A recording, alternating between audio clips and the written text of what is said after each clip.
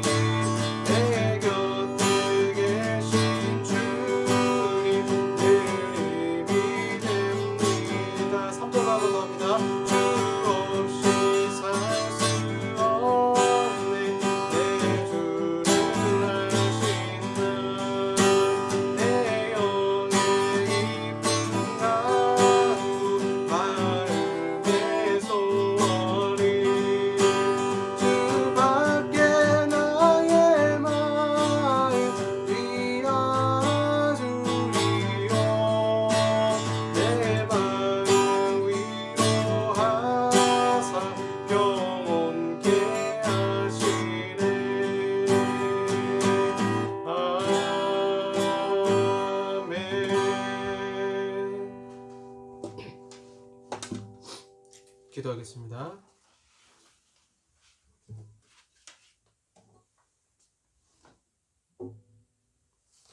사랑과 은혜가 풍성하신 아버지 하나님 감사합니다. 하나님 추석 명절을 맞이해서 사랑하는 가족들을 또한 만나게 하시고 코로나로 만나지 못하는 또 많은 분들이 있는데 또 전화로 안부를 묻고 서로의 사랑을 확인하며 기도하게 하시니 주여 감사드립니다. 실시로 하나님 수많은 또 사람들이 그 교회 목사님들에게 각 교회 목사님들에게 기도 부탁하는 것들이 있습니다. 그만큼 사람은 주님을 찾지 않으면 하나님 그 인생의 문제를 해결할 수가 없고 인생에 또한 갈급한 문제가 있기 때문에 더 하나님을 찾고 또 찾을 수밖에 없는 어려움들이 있습니다. 우리 나눔교회 성도들 가운데도 피치 못할 사정과 어려움이 있사오니 주께서 그 기도에 응답하시고 주님 역사하여 주시옵소서. 하나님 바라기는 우리의 모든 죄가 예수 그리스도의 보혈로 깨끗하게 씻김받기를 원합니다. 한 주 동안 살아가면서 혹시 가족을 미워하고 형제를 미워하며 또 직장 동료를 미워하고 했던 수많은 잘못들 주여 아시지요. 우리의 고범죄, 자범죄 여러 가지 죄를 아버지 앞에 고백하오니 이 시간 십자가의 보혈로 우리의 영혼을 새롭게 하시고 오직 하나님만 바라보며 아버지께 영광 돌리는 저희들이 되게 하여 주시옵소서. 오늘 거룩한 예배도 주님이 기뻐 받으심을 주여 믿습니다. 특별히 젊은 세대에 대한 말씀을 나눌 때에 우리가 더 청년들에게 관심을 가지고 이 자라나는 세대에게 관심을 가지고 사랑을 베푸며 우리 기성세대가 또한 본이 되어지는 세대가 될 수 있도록 주여 도와주시고 말씀을 통해 깨닫고 소통이 이루어지는 각 가정들이 또한 될 수 있도록 주님 은혜를 베풀어 주시옵소서. 이 시간도 성령께서 임재하시고 또한 이 영상을 보는 수많은 사람들이 온라인 예배를 통하여서 하나님께 영광 돌리며 아버지를 더 깊이 찾는 귀한 시간이 되게 하여 주시옵소서. 예수님 이름으로 기도합니다. 아멘. 네, 성경 말씀은 베드로전서 2장 9절 말씀입니다. 베드로전서 2장 9절 말씀, 제가 가진 성경 신약 379쪽입니다. 베드로전서 2장 9절 말씀, 신약 379쪽입니다. 제가 봉독하겠습니다. 그러나 너희는 택하신 족속이요 왕같은 제사장들이요 거룩한 나라요 그의 소유가 된 백성이니 이는 너희를 어두운 데서 불러내어 그의 기이한 빛에 들어가게 하신 이의 아름다운 덕을 선포하게 하려 하심이라. 아멘. 네, 오늘은 포노사피언스라는 제목으로 말씀 전하겠습니다. 인문학 설교. 제가 시간 되는 대로 이렇게 인문학 설교 한 달에 한 번 정도는 인문학 설교를 하고 그 다음 이제 나머지 주제 설교를 하려고 하고 있습니다. 그래서 오늘 인문학 설교 살펴보겠습니다. 자, 인류의 전환점이 될 만한 사건이 여럿 있었죠. 그래서 어떤 새로운 기계가 발명이 된다거나 아니면 무엇을 발견했을 때 인류가 급격하게 변화되는 것을 볼 수가 있어요. 예를 들면 실크로드 길의 발견과 그 실크로드 길의 발견을 통한 향신료 있죠. 후추. 이 후추의 맛을 본 서양 사람들이 전쟁을 일으키게 되죠. 별것 아닌 것 같지만 어떤 단순한 발견을 통해서 삶의 패턴이 바뀌어지고 그 자신들의 윤택한 삶을 위해서 전쟁이 일어나는 것은 인류 역사에 수시로 일어나고 있는 현상이기도 합니다. 나침반이 발명이 됐을 때도 마찬가지였습니다. 나침반의 발명으로 항해술이 발달하여 그 나침반으로 인해 무역이 활발하던 시기가 있었고 이를 통해서 유럽 열강들이 식민지 건설에 열망하던 시대가 제국주의 시대가 있었습니다. 또한 18세기에 제임스 와트라는 영국의 제임스 와트가 증기기관을 발견을 하죠. 증기기관의 발명으로 산업화가 일어났습니다. 산업화가 일어나면서 봉건주의 사회가 무너지게 되고 농경사회에서 산업사회로 또 이 산업사회는 특별히 상업 귀족층이 생기게 되죠. 이 돈 많은 사람들이 생기게 돼요. 이 사람들을 부르주아라고 했는데 이 부르주아 시민 계급이 향상이 되면서 프랑스에서는 대혁명이 일어나고 뭐 영국은 그래도 이 신앙 안에 있었기 때문에 유혈혁명은 일어나지 않았지만 개인의 민주화 운동이 이 당시에 일어나게 됐습니다. 재밌는 기록이 하나 있는데요. 이렇게 새로운 기계가 문명이 발달할 때 항상 데모가 있었습니다. 어떤 데모가 있었냐면 마차, 그 당시에는 뭐 자동차가 없었으니까요. 18세기, 19세기 이제 마차가 대중수단이었습니다. 마차가 있었고 그 마차를 끄는 마부가 있었겠죠. 근데 자동차가 발명이 되니까 이제 이 마부들이 자신들의 생계가 없어지게 생겼어요. 그래서 데모를 하기 시작했습니다. 어떤 데모를 했냐면 마부들이 도로에 모여서 자동차가 도로에 다닌 것을 금지해야 된다라는 운동을 펼쳤습니다. 자동차가 도로 다니는 것을 왜 금지해야 되느냐? 논리가 이상해요. 자동차가 다니면 도로가 망가진다는 거예요. 도로가 망가지니까 사람들의 안전에 위험이 있으니까 자동차는 못 다니게 해야 된다. 사실 도로를 망가뜨리는 것은 자동차가 아니라 말이죠. 이 말이 말굽으로 도로를 패이게 했는데 그러한 것들은 얘기하지 않고 자신들의 생계가 걸려 있으니까 자동차가 도로에 돌아다니지 않도록 데모를 했다라는 거죠. 자, 이와 비슷한 일들이 작년에 우리나라에도 있었죠. 현재 전 세계 유행하는 교통수단이 있습니다. 바로 카풀 운동이죠. 미국에는 우버 택시가 유행하면서 우버 사이트를 통해 클릭 한 번으로 행선지가 같으면 카풀을 할 수가 있고, 그리고 요금도 기존의 택시 요금보다 더 저렴하게 사용할 수 있었기 때문에 수많은 사람들이 우버 택시를 사용하게 됐고, 뭐 이 우버 택시를 중국에서 보고 배우고 동남아시아에서 보고 배우면서 활용을 하고 있죠. 우리나라도 이제 이런 움직임들이 있지만 기존에 이제 택시 회사들이 마치 이 마차의 마부가 데모를 하는 것처럼 자신의 생존이 걸려 있기 때문에 또 안전에 문제가 있기 때문에 목숨 걸고 반대하는 것을 보게 됩니다. 그러면 우리나라는 우버 택시가 도입이 안 될까요? 제가 볼 때는 도입이 될 수밖에 없습니다. 시대적 흐름을 거스를 수는 없습니다. 택시 요금보다 저렴하고 안전성에 문제가 있지만 스마트폰이 발달한 시대 속에서 부르면 바로 오는 카카오 택시도 있잖아요. 이렇게 문명이 발달하고 있는데 기존 택시 업계가 살아남을 수 있을까? 어려울 수밖에 없는 거죠. 우버 택시는 택시가 하나도 없습니다. 회사에 택시가 하나도 없어요. 자차 보유가 없는데도 엄청난 호응과 함께 기존의 택시 사업을 무너뜨렸습니다. 에어비앤비도 마찬가지죠. 내가 여행하려는 곳에 빈집이 있으면 클릭 한 번으로 사용할 수 있습니다.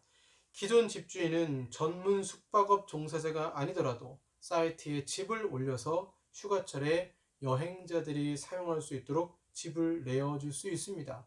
에어비앤비도 보유주택이 없으면서 인기를 끌고 기존 호텔 사업을 무너뜨리고 있습니다. 그래서 이런 오늘날 혁신의 시대, 혁명의 시대에 공통점이 있습니다. 뭐냐? 바로 이들은 모두 포노사피언스라는 것입니다. 포노사피언스 시대가 왔고 포노사피언스가 소비자가 되면서 이 소비자에 맞추기 위한 기업들의 움직임을 통해 세상은 지금 변하고 있다는 거죠. 포노사피언스는 언제부터 생겼을까요? 이 스마트폰의 등장으로 시공간의 제약 없이 얼마든지 소통할 수 있는 시대가 되었고 정보 전달이 빨라지면서 정보의 격차도 점차 해소되는 편리한 생활을 사람들은 하게 되었습니다. 그러면서 스마트폰이 없이 생활하는 것이 힘들어지는 그런 상황이 늘어나다 보니까 영국의 경제 주간지인 이코노미스트가 지혜가 있는 인간이라는 의미의 호모사피언스에 빗대어서 포노사피엔스, 지혜가 있는 폰을 쓰는 인간이라고 부른 데서 나온 거죠. 그래서 지금 21세기에 이 스마트폰 시대가 이렇게 도입하면서 우버 택시가 등장을 하게 되고 에어비앤비 여러 가지 임대업들과 핸드폰과 관련된 반도체가 주가가 오르게 되고 하는 여러 가지 상황들을 보면 결국 뭐냐? 호모사피언스, 폰을 가지고 있는 지혜로운 사람들의 시대가 열렸고, 그것에 따라가지 못하면 이 세상에 도태될 수밖에 없는 그런 시대가 우리에게 이미 활용되고 있고, 또 내가 그걸 살아남기 위해서 우리는 배워야만 하는 시대에 살고 있는 거죠. 아마도 이렇게 된 것은요, 2007년입니다. 2007년에 아이폰이 처음 출시되었을 때 아무도 이런 변화가 있을 거라고는 생각을 하지 못했습니다. 아이폰의 등장과 함께 지금까지 전 인류의 혁명이라 부를 만한 변화를 불러온 도구가 되었다는 거죠. 마치 나침판처럼, 또 향신료의 발견처럼 스마트폰의 발견은 세상을 혁명시키는, 혁신을 시키는 도구가 되었던 것입니다. 그래서 오늘날 포노사피언스는 핸드폰 앱을 사용해서 삶의 영역을 확장하고 있습니다. 지금까지 우리의 세대를 보면 생존하고 있는 세대의 크가 세 가지 세대로 나눌 수가 있습니다. 1900년대부터 지금까지 존재하고 있는데요. 먼저는 베이비붐 세대입니다. 전쟁 이후 세대죠. 전쟁 이후 베이비붐 세대는 기존 제조업의 성공 신화를 이루었습니다. 산업화의 1등 공신이 되면서 가족 경제를 살리기 위해 밤새 일한 세대입니다. 이들은 제조업을 최고로 치고 기간 산업이 안전해야 된다라고 믿는 세대입니다. 이들의 대항에서 나타난 세대가 30, 40대 X세대입니다. 반항의 세대이기도 하죠. 그 상징이 이제 서태지와 아이들 음악 아니겠습니까? 하지만 잠시 반항할 뿐 기존 베이비붐 세대에 순종했던 세대가 바로 X세대이기도 합니다. 혁신을 이루다가 만 세대인 것이죠. 기존의 전통, 문화를 거스르다가 어쩔 수 없이 살기 위해서 베이비붐 세대가 이루어 놓은 제조업을 그대로 물려받은 세대입니다. 그러다가 등장한 세대가 밀레니엄 세대인데, 이들이 바로 포노사피언스입니다. 2007년 아이폰 이후에 핸드폰으로 혁명을 이룬 세대입니다. 이들은 한마디로 어떤 세대냐? 게임 세대입니다. 게임 세대. 롤이라는 게임이 있는데, 이 롤이라는 게임이 올림픽 경기보다 시청률이 훨씬 더 높고 더 많은 사람들이 관람을 했다라는 거예요. 이 게임 세대는 게임 가상의 세계를 현실 세계에 적용을 시킵니다. 게임에서 클릭 한 번으로 어떤 것을 만들어낸 것처럼 이 핸드폰을 통해서 클릭 한 번으로 우버와 에어비앤비라는 그런 가상을 실제 세계로 바꿔버리는 게임 세계를 적용을 시킨 거죠. 앱으로 실현하는 게임 세계는 재미의 세계입니다. 사람들은 우버 택시를 통해 게임 문화를 그대로 심어놨습니다. 클릭의 재미를 통해 기존의 대형마트, 백화점, 제조업 분야들을 무너뜨리고 있고, 스마트폰과 관련된 산업들, 반도체라든가 금융 앱 서비스 등이 주가가 오를 뿐입니다. 그러면 여러분, 포노사피언스 시대가 우리에게 무엇을 말해주고 있을까요? 교회는 포노사피언스 시대에 어떤 정신을 가지고 이 세대를 품고 하나님 나라 확장이 일어날 수 있을까요? 지금의 20대, 10대 이 젊은 청년들은 포노사피언스 시대의 밀레니엄 세대로서의 정신을 가지고 있는데, 이들이 교회를 바라보는 그런 눈빛과 또한 하나님 나라 이들을 통해서도 확장이 돼야 되는데, 과연 어떻게 하는 것이 이들과 소통하면서 바르게 하나님 나라 확장을 이루어갈 수 있을까라는 것입니다. 저는 최근에 일어난 몇 번의 사건과 성경 묵상을 통해서 오늘 본문을 통해서 그 답을 찾고자 합니다. 먼저 포노사피언스 시대의 사람들에게 던져주는 메시지를 알아야 됩니다. 원래 어떤 시대이냐? 자, 포노사피언스 시대가 우리에게 던져주는 메시지는 사람이 제일 중요하다라는 것입니다. 여러분 TV 광고를 보시면 많이 바뀌었어요. 예전에는 제품을 광고했습니다. 우리 제품이 이렇게 좋습니다. 지금은 기업이 제품을 광고하는 것이 아니라 우리 기업은 사람을 귀하게 여깁니다라는 스토리를 만들어내면서 그 스토리가 사람들을 이끌어 가고 있습니다. 포노사피언스, 결국 이 포노사피언스 문명의 가장 큰 특징은 뭐냐?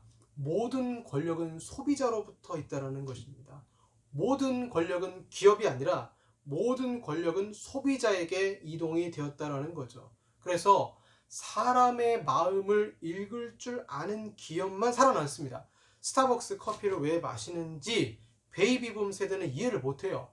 아니 그냥 믹스커피 먹으면 되지 무슨 스타벅스냐고 말을 하십니다. 그렇지 않죠. 그들이 제공하는 서비스는 맛있는 커피만 주는 것이 아니라 문화를 팔고 있습니다. 우버나 에어비앤비도 사람 중심입니다. 어떤 기업이 플라스틱 사용을 줄이고 자연을 생각한다면 사람들은 그 기업의 제품을 사는 거죠. 자동차도 마찬가지죠. 디젤 자동차보다는 하이브리드나 전기차를 사려는 것도 마찬가지입니다. 은행 앱도 마찬가지입니다. 카카오뱅크가 성공할 수 있었던 것도 소비자 중심입니다. 소비자가 편하게 금융거래를 할 수 있기 때문에 기존 은행에서 이쪽으로 많은 사람들이 넘어온 것이죠. 사람이 중요하다는 것, 소비자가 왕이라는 것은 코로나 시대도 마찬가지입니다. 택배 산업이 발전하는 것도 소비자가 왕이라는 증거이기도 합니다. 자, 그러면 포노사피언스, 소비자가 왕이라는 것은 어떤 점에서 왕이라는 것일까요? 자, 왕은 무엇이 있습니까? 왕은 선택권이 있습니다. 선택이에요. 소비자가 여러 가지 제품을 보면서 선택할 수 있다는 것입니다. 앱을 통해 내 시간을 절약하면서 물건을 살 때 내가 선택할 수 있습니다.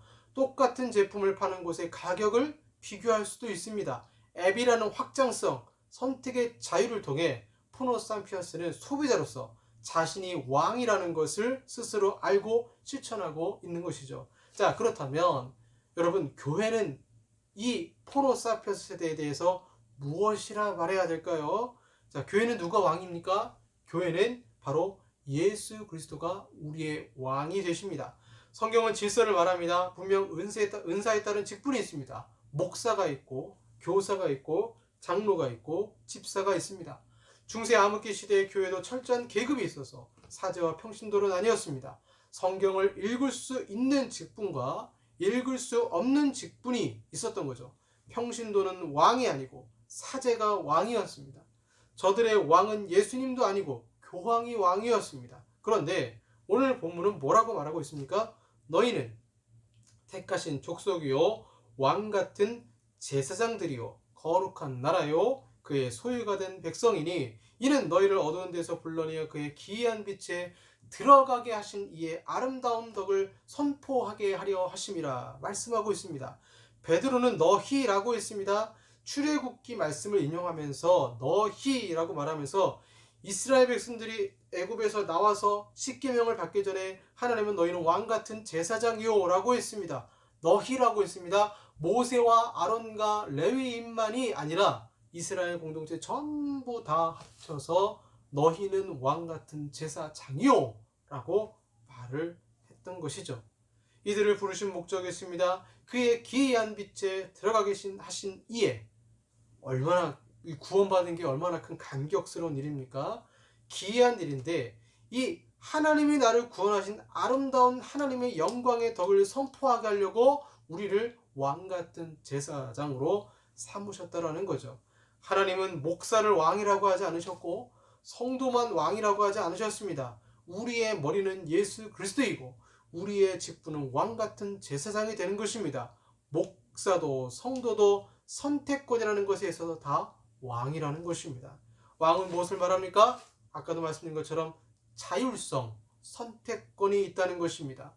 어떤 분들은 오늘날 젊은이들이 교회에 헌금을 안 한다라고 생각을 해요. 근데 제가 경험한 바로는 절대 그렇지 않습니다. 제가 한 교회에 사역을 할 때도 인도네시아 비전 트립을 간 적이 있습니다. 인도네시아 한 마을에 가서 고아원 아이들을 돕는 사역을 했어요. 그때 교회 청년들이 헌금도 하고 개인적으로 후원을 해주어서 넉넉하게 비전 트립을 갔다 온 경험이 있습니다. 또 제가 얼마 전에는 설교 영상을 이제 올렸죠. 그 영상을 보고 감동을 받은 한 청년이 헌금을 전달했어요. 그래서 제가 그 헌금을 그 청년이 이제 원하는 대로 하나님 나라 쓰임 받기 위해서 구제 헌금으로 태풍 이 난민 태풍 피해를 수해복구 지역에 이제 돈을 그대로 보냈던 적도 있습니다. 또 한 청년은 저에게 찾아와서 후원을 약속했습니다. 이들이 누구냐? 젊은 청년들이에요. 포노 삼피언스입니다. 스마트폰 시대의 스마트폰 세대입니다. 앱을 확장하며 그것으로 쇼핑을 하고 그것으로 왕이 된 세대입니다. 이들은 자신들의 자율성과 왕이라는 직분을 스마트폰을 통해 드러내고 있는 세대입니다. 이들은 자신이 왕이라는 동기부여만 된다면 얼마든지 하나님 영광 위에 자신의 것을 드릴 수 있는 세대인 것입니다. 어떻게 이것이 가능할까요? 여러분, 숨긴다고 다가 아니죠. 교회 재정이 투명하고 그 재정이 하나님 나라 확장에 쓰임받는다는 것을 알게 되면 이 젊은이들은 자신의 것을 아낌없이 하나님께 드릴 수 있는 세대입니다. 이들 밀레니엄 세대는 대부분 베이비붐의 세대의 자녀들이고 IT에 능통하고 대학 진학률이 높고 청소년기부터 인터넷을 접해 모바일과 SNS 이용에 매우 능숙하고, 그런데 현실은 고용이 감소되고 일자리의 질은 저하가 되었고 악조건 속에서 사회에 진출한 세대이다 보니까 결혼과 내 집 마련을 포기하거나 미루는 경향이 있는 세대예요. 그래서 앞으로 어떻게 살 것인가, 돈을 어떻게 마련할 것인가, 집을 어떻게 살 것인가, 이거에 관심 있는 게 아니라 현재 내가 어떻게 자유를 느끼며 살 것인가에 더 큰 관심이 있는 세대입니다. 그래서 즉 이 밀레니엄 세대의 포노사피언스 세대는 사람들은 그 어떤 세대보다 현실에 있어서 스스로 자립해야만 했습니다. 자립하기 위해서 88세대라고 해서 아르바이트를 해야만 했던 세대입니다. 그러니 그 어떤 세대보다 여러분 생각보다 경제관념이 뚜렷한 세대이기도 합니다. 이들은 교회 밖 세상에서 스마트폰으로 왕처럼 지내는 세대인데 이들이 교회로 오게 되었을 때 이해할 수 없는 세계가 있는 것입니다. 왜 교회는 투명하지 않은가? 나는 교회에서 무엇인가? 반문을 던지게 되는 거죠. 그리고는 교회는 열린 공간이 아닌 폐쇄 공간을 생각하고 이들은 자신의 자유를 찾기 위해서 교회를 떠나버리고 마는 것입니다.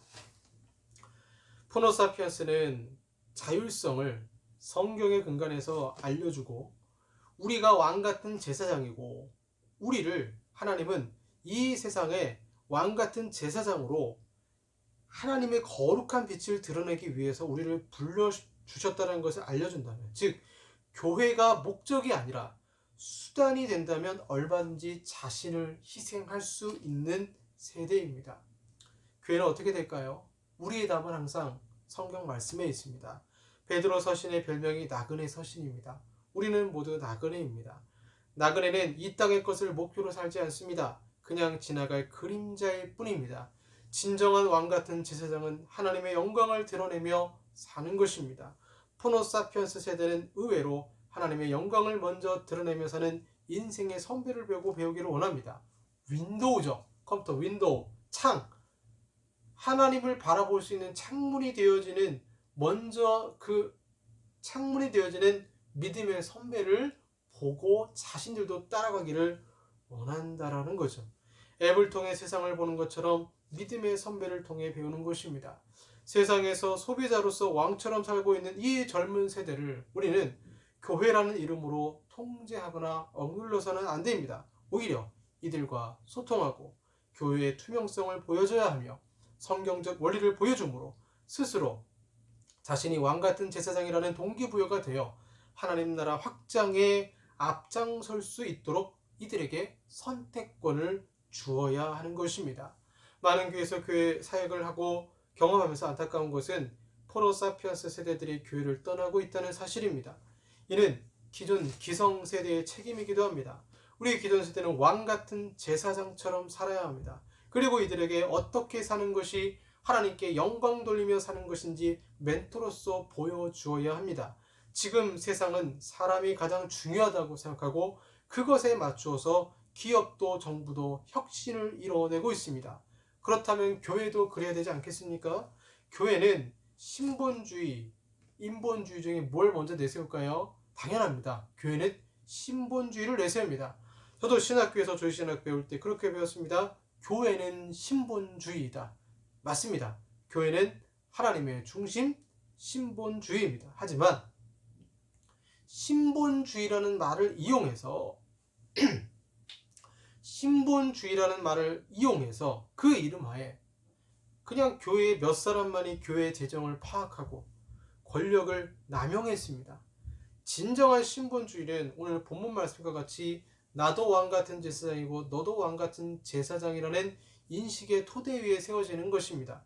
젊다고 무시하는 게 아니라 교회의 투명성을 같이 공유하고 교회 행정적인 부분을 같이 공유하면서 선택권을 이들에게 줄 때에 이들은 교회의 주인의식을 가지고 하나님 나라의 목적이 교회가 아니 교회가 수단으로서 자신이 마땅히 이 세상에서 해야 될 일들을 왕같은 제사장으로 찾을 수 있게끔 이 포노사피아스 세대에게 지혜를 알려줘야 될 것이 바로 오늘날 교회의 책임이 되는 것입니다. 달라진 문명 속에서도 여전히 사람이 답입니다. 진정한 신본주의는 하나님을 사랑하고 그 사랑으로 이웃을 사랑하는 것입니다. 포노사피아스입니까? 왕의 세대로 살고 있다면 왕같이 살고 왕으로서 존중해 주시길 바랍니다. 교회의 투명성, 교회가 목적이 아닌 수단이 될 수 있도록 교회를 위해 기도해야 됩니다. 포노사피언스는 더 크게 하나님께 쓰임 받을 수 있습니다. 이들은 내가 계획을 짜주지 않아도 스스로 계획을 짜서 얼마든지 하나님 나라 확장에 쓰임 받을 수 있는 하나님이 쓰시는 특별한 세대가 될 수도 있습니다. 그런데 오늘날 교회 청년들이 교회를 떠나고 말았습니다. 이거 굉장히 심각해요. 너무나 많은 사람들이 교회를 떠나고 말았어요. 실망한 거죠. 왜 그런가? 세상과 교회에 소통하지 않는 세상은 오히려 지금 사람을 사랑하고 소비자 중심의 세대를 살아가고 있는데 교회는 여전히 권위주의적이고 그 권위를 마치 이 로마 카톨릭처럼 질서를 내세우면서 계급화 이론을 내세운다면 성경을 잘못 읽은 거죠. 성경에서 분명히 우리 모두가 왕같은 제사장이라고 말하고 있습니다. 교회의 투명성, 교회가 목적이 아닌 수단이 될 수 있도록 포노사피언스는 더 크게 하나님 쓰임받을 수 있도록 이들의 길을 죽이지 말고 이들을 위해 더욱 기도하는 기성세대가 되어주고 또한 우리 가정의 자녀들이 내 자녀들이 대학생이 될 수도 있고 고등학생이 될 수도 있습니다. 이들이 어떤 세대인지를 알고 소통할 수 있을 때에 내 신앙의 유지를 그대로 이어받아서 더 크게 하나님께 쓰임받을 수 있는 가정이 될 수도 있는 것이죠. 포노사피언스 세대에 놀랍게도 이 포노사피언스 세대가 성경과 관련 없는 세대가 아니라 왕같은 제사장이라는 하나님 말씀과 관련이 있는 세대라는 것을 기억하시고 코로나로 힘들거리는 시대 속에서 젊은 세대도 많이 힘듭니다. 이들을 위해 더 기도해 주시고 주변에 젊은 청년들이 있다면 이들을 사랑해 주시고 격려해 주시길 바랍니다. 그래서 밀레니엄 세대든 호모사피언스든 베이비붐 세대든 아니면 X세대든 서로를 이해할 수 있는 아름다운 소통이 있는 우리들이 되기를 바랍니다. 기도하겠습니다.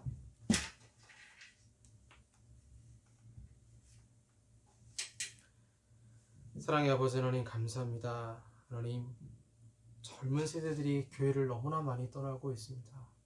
무엇부터 잘못되는지 그들이 알게 하시고 일단 포노사피아스 진정한 왕으로서 소비자가 왕인 이 시대 속에서 왕같은 제사장의 책임과 의무 또한 알게 하여 주시옵소서. 이 하나님의 말씀이 우리 젊은 청년들에게 큰 힘이 되어지게 하시고 새벽 이슬 같은 주의 청년들이 하나님 나라 확장에 다시 일어나 쓰임받을 수 있는 학생 자원운동이 일어나서 전세계 부흥이 일어난 것처럼 그러한 세대가 이 시대 속에 일어날 수 있도록 하나님 축복하시고 역사하여 주시옵소서. 예수님 이름으로 기도합니다. 아멘. 주님 뜻대로 살기로 인해 찬양하겠습니다.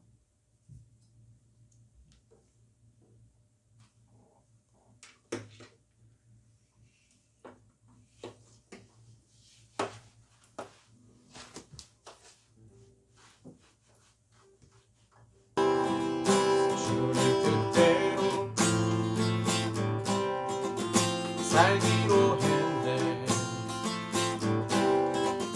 주님 뜻대로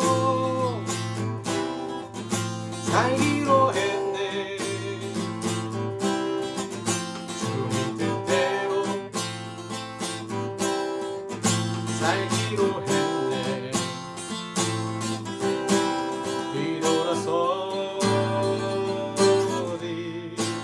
않겠네. 뒤돌아서지 않겠네. 어떠한 시련이 와도 수많은 유혹 속에도 신실하신 주의 약속이나 붙들리라. 세상이 이해 못하고 우리를 조롱하여도 신실하신 주의 약속만 붙들리라. 결국 돌아서지 않으리. 이 세상 사람 날 몰라줘도 이 세상 사람 날 몰라줘도 이 세상 사람 날 몰라줘도 뒤돌아서지 않겠네. 뒤돌아서지 않겠네. 어떠한 시련이 와도 수많은 유혹 속에도 신실하신 주님 약속 나 붙들리라.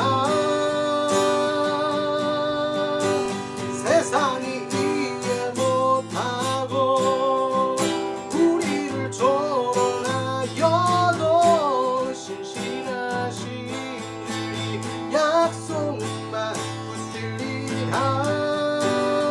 결국 돌아서지 않으리.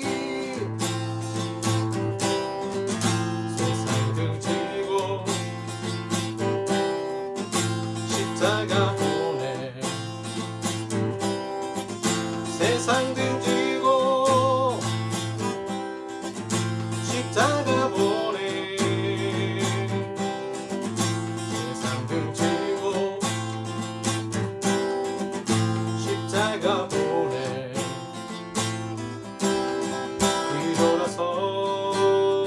뒤돌아서지 않겠네. 뒤돌아서지 않겠네.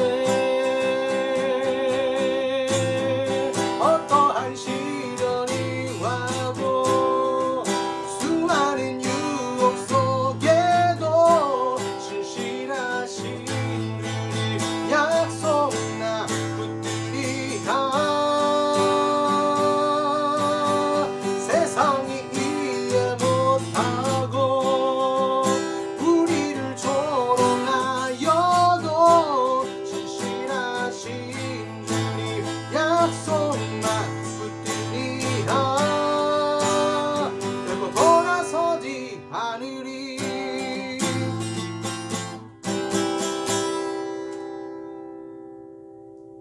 헌금 기도하고 축도하고 예배 마치겠습니다.